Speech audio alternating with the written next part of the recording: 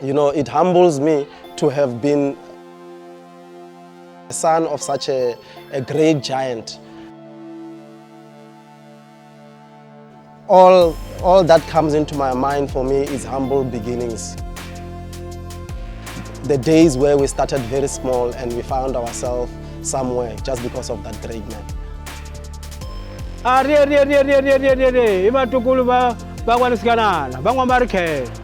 Bataka ile bile na changana mzingani na ibadiva ndobe ibadiva ridaka ibadiva mfume Shikwambane cha muti mathari wempapalati wa mashango ibadiva bhango ibadiva tihlampi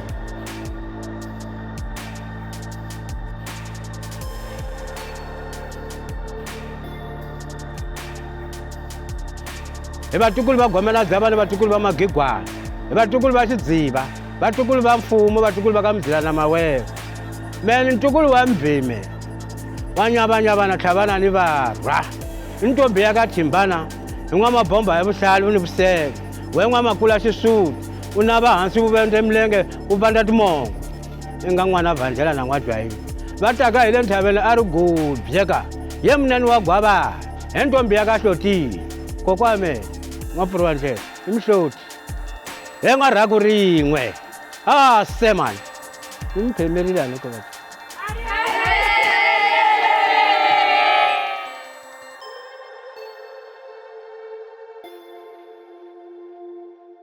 Hello, my name is Shikwambane. The late Rexon Shikwambane was my grandfather. Well, I don't know what to say, honestly. I'm short of words. I'm at a loss of words, but my grandfather was a remarkable person. You never missed our birthdays, and you made sure that we don't miss yours. To us, you were a role model, a man of great stature. What stood out most about you was the love that you had for our grandmother, the love that you had for your children, us as your grandchildren, and the rest of your family. December holidays will never be the same without you. Who are we going to cook for now? Serve fork and knife to who? Our dramatic grandfather. He literally ate everything with a fork and knife. Talk about a liker of good, the finer things in life. Who's gonna send us to go and buy him coke and say keep the change and don't tell the rest? Mina ni Allen Rexon Shikwambane. I'm the 8th born in the family. It's the second last born. If there's one great thing that I could say about my dad is that my dad was a very, very wise man. He taught us quite a whole lot of things and how he wanted things to be. My grandfather was one man I looked up to. He was full of wisdom. He was full of most encouraging words that I actually hear. He cared for us. He was someone we actually looked up to more than anything. He made sure that we actually taken care of, and he loved us more than anything. He was one person that we looked up to, as my cousin said, you know. He ensured that we had the best. He always cared for us. He showed us love beyond measure. You know, he was truly something. He was a giant. He was an idol, a role model to us. Actually, he taught us most of our daily life and how we go about doing things. It's mainly what we learned from the old man. You know, he's molded me, he's shaped me into the person that I am right now, the confident person that I am, how I portray myself. It's all because of my grandfather. You know, he's one person, you know, that introduced me to politics as well.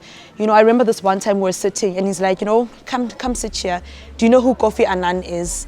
And I'm like, no, I'm not interested in this. He's like, you need to take your life serious. And from that day forward, I developed an interest in politics, and I feel like I owe that much to him. He's not someone who comes from a very great kind of a background in terms of providing, but he's a man who would go all out to make sure that we are well supported. He's a man that made sure that he went all out to make sure that we get to be the people we are today. But you'll go out, all out, for his children? My dad loved food. Yeah, he loved food a lot. So if there is one thing that made him very happy, is food. So even in his time just before he left us, usually when they say someone is sick, you usually start by seeing someone who's not eating and all that. My dad could not walk, but he would not stop eating. Yeah, he loved food. Yeah, my dad loved food. Yes. Like this fancy food and all of that, we were taught that from an early age. That's one thing I remember about him, but he was a strict man. I think more than anything, he loved food. He loved to eat. Like he really did, and he really enjoyed it. Like you could tell, like how he was so passionate when having his meals. But he loved his family. He loved us. He enjoyed our company. Every time we get home, the first thing we wanted to do was to see him because of the love, how he welcomed us at home. So he loved his family, and that's what really,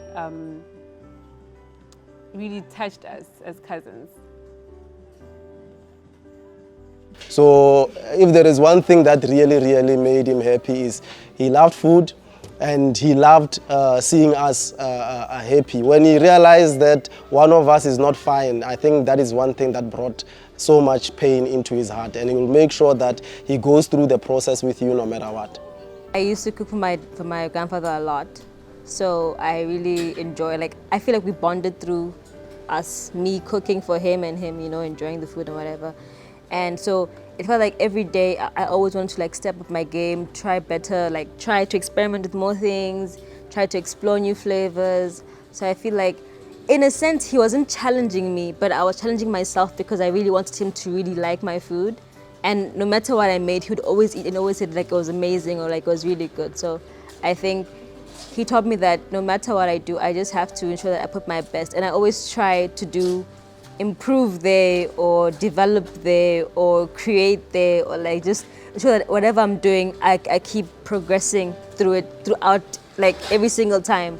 Even though one day it's good, but the next day it should be brilliant, it should be different levels. So I think it's always trying to reach for something different and better. So I think that's where he really inspired me to do better with my life in a sense.